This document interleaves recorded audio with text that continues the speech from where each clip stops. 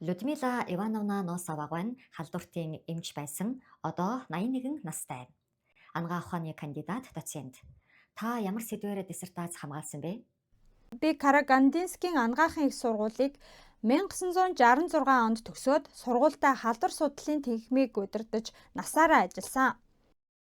Неран салмонеллез сэдвээр диссертац хамгаалсан. Яагаад гэвэл тэр үед 4-р төрх эмнэлэгт салмонеллезийн халдвар гарснаас хойш ой хүртэлх насны хүүхдүүд уушигны хатгалгаагаар их эндэж байлаа. Яг юунаас болж неран эндэгдэл гарч байсан бэ? Шалтгаан нь өөрөөр. Тиймээс би Алматад ирж энэ чиглэлээр диссертац хамгаалсан юм аа. Биднийг ангаах сурж байхад ч тэр, би ангаахт багшилж байхдаа ч тэр нийтээр нь толгой дараалан вакцинжуулах нь буруу. Энэ нь эсрэг заалттай байдаа гэж заадаг байлаа. 200 жилийн өмнө 100 жилийн өмнө ийм байсан. Одоо хүртэл вакцинжуулалтын эсрэг байдаг хуучны эмч нар бий. Яагаад гэдгийг тайлбарлая. Сэргийлэх тарилга нь хүний биед байгаа бүх архаг өвчнийг сэтрээдэг. Тэгэхээр цар тахлын үед бүгдээрээ вакцин тариулах хэрэггүй гэсэн үг үү? Тийм ээ, халдвар судлаач нар ч ингэж ярьдаг. Сурах бичгэн дээр ч ингэж байгаа. Зөвлөлтийн үед энэ дүрм хизээч зөрчигдөөгүй. Холиор дэгдэж байсан ч, улаан бурхан дэгдэж байсан ч ингэж байгаагүй. Үүнийг зөвхөн халдварын дэгдэлт гарахаас өмнө хийж байсан. Дархлааны тусламжтайгаар энэ нь бүтээгддэг. Харин одоо сэргийлэх тарилгыг бага судалж шууд тарьж байна. Бид вакцины цаашдын үр урхахыг мэдэхгүй байна.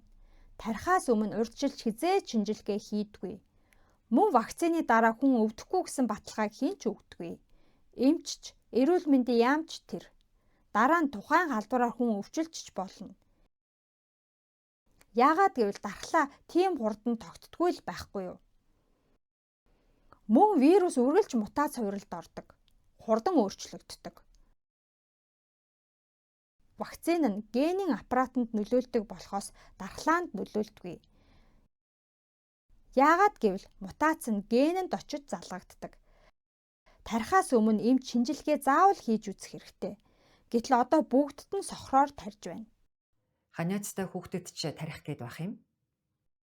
Эн чинь гэмт хэрэг.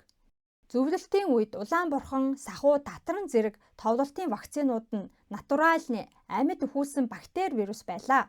Дараа нь дархлаа тогтдог байсан. Гэтэл орчин үед хиймлээр үйлдвэрлэсэн жижиг хэсгүүдийг тарьж байна. Энэ нь генэнд нөлөөлчдөг. Би ковидын вакцин тариулаачгүй. Яах юм? Тариулсан ч өвдөхөөс хойш.